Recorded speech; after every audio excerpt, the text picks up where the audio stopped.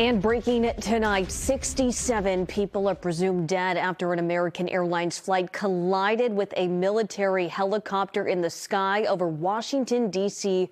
last night. A terribly tragic day for America. Thanks for staying with us. I'm Priscilla Casper. And I am Colton Bradford. Now, the Black Hawk military helicopter, it was conducting a routine training exercise at the time. It had 3 soldiers on board. The plane, however, was carrying 60 passengers and had 4 crew members on that flight. It originated in Wichita, Kansas, and was just about to arrive at Reagan National Airport in D.C. The wreckage from this collision, it landed in the Potomac River, where the search and rescue teams have been tirelessly working to recover the victims from the icy cold waters. We know some of those victims are members of the U.S. figure skating team who train here in Norwood. 2 coaches, 2 skaters, and both of the skaters' mothers are among the dead. We have more on how the local figure skating community is remembering their fallen friends and loved ones as part of our team coverage tonight. But first, let's go down to Washington, D.C., where NBC 10's Eli Rosenberg is live to Reagan National with the very latest on the investigation tonight. Eli. And Priscilla, that investigation so important to everyone back up in Boston, here in D.C., and really all over. The sadness, the loss out here evident. And the search for answers proving to be elusive at the moment, but the recovery efforts continue here behind us.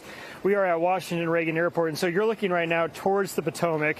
Divers remain in the water tonight, approaching 24 hours, looking for any evidence that might provide answers, including the voice data recovers, which right now have still not been recovered. This evening, the recovery operation continuing. Divers in the water.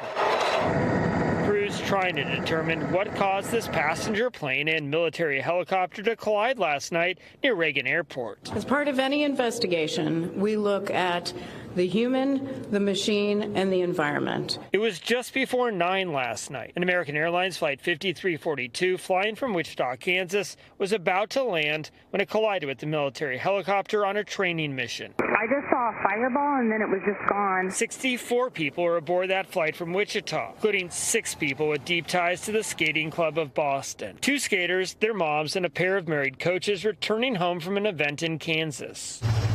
And aboard the helicopter, 3 military members participating in a training exercise. This is devastating. We are all hurting incredibly. Tonight, questions about the staffing inside Reagan's control tower, responsible for managing all air traffic near the airport.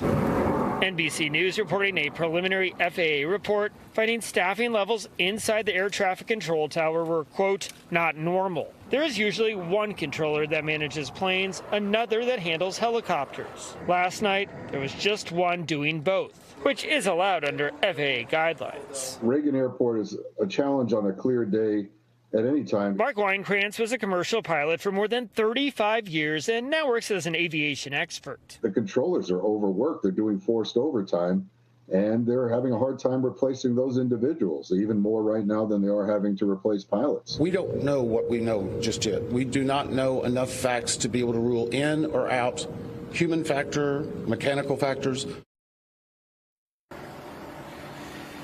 And here at 6:02 at night, the recovery efforts continue. The fire chief saying crews are battling frigid temps in the water, floating pieces of ice, currents.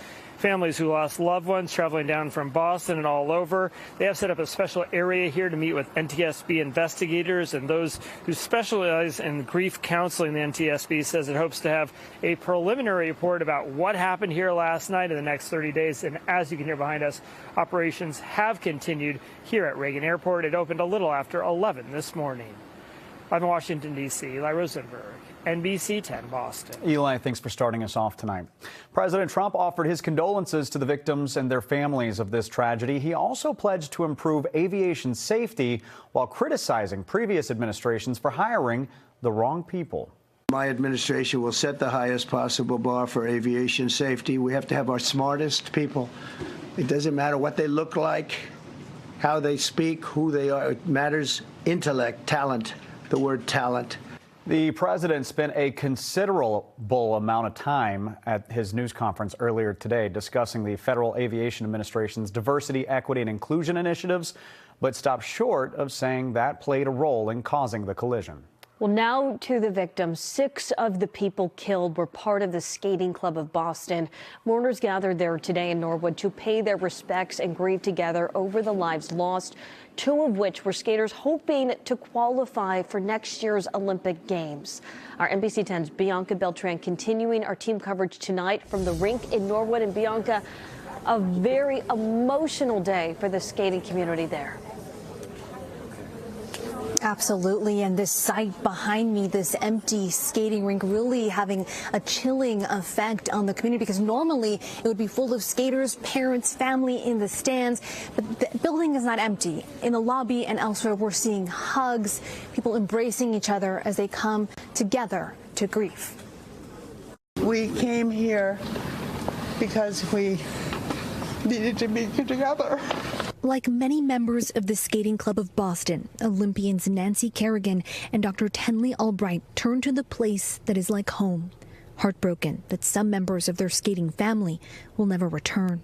Coaches Vadim Nomov and Jenya Shishkova are remembered as pillars of this community. Their overall passion for the sport was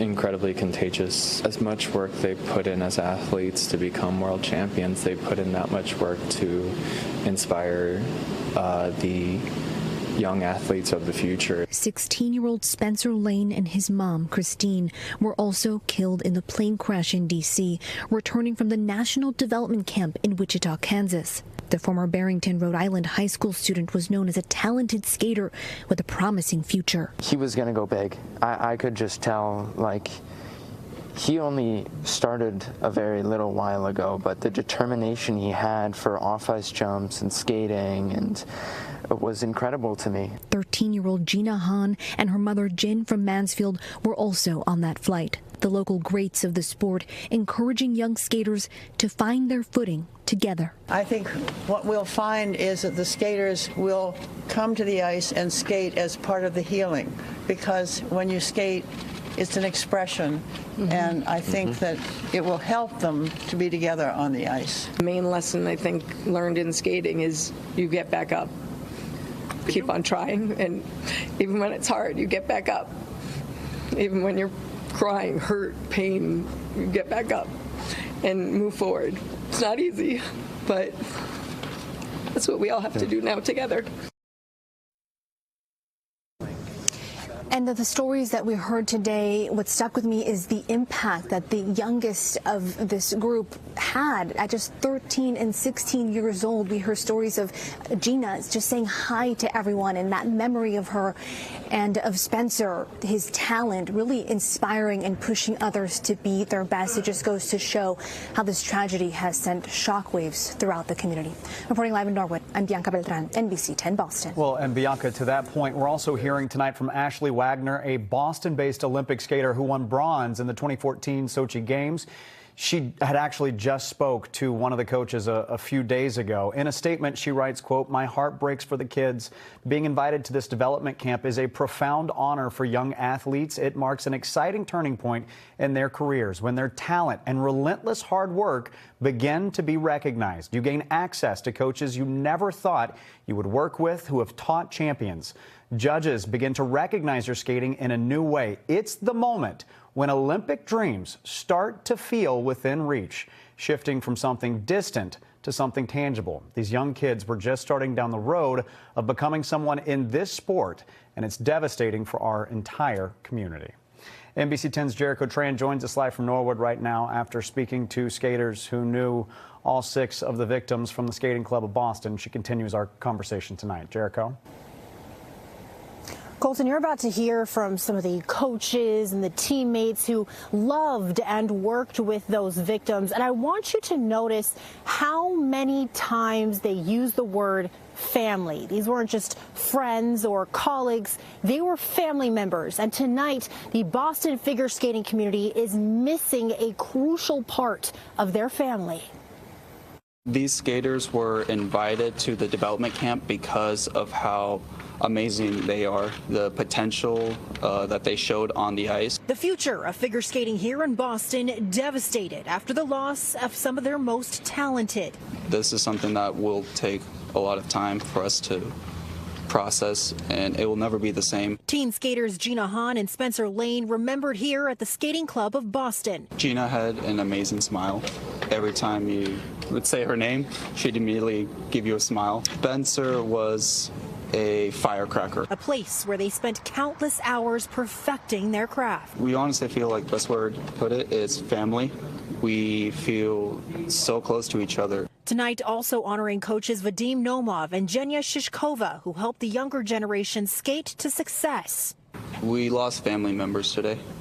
The Skating Club of Boston is a big family, and even though we all have different coaches, for us they feel like second parents. In a place where passion became a lifelong career, U.S. National Championship figure skater Jimmy Ma and his girlfriend Thame Silpa Archa, who represents the Thailand figure skating team, both feel like they've lost a significant part of their family. To us, they were like family. I'm not going to lie to me. I don't know what I'm going to do without them. Definitely going to be a very hard loss. It's going to take some time to try and cope with this, but I do know that the victims tonight, they were wanted to be remembered as loved, dedicated, and hardworking. In Norwood, Jericho Tran, NBC 10 Boston.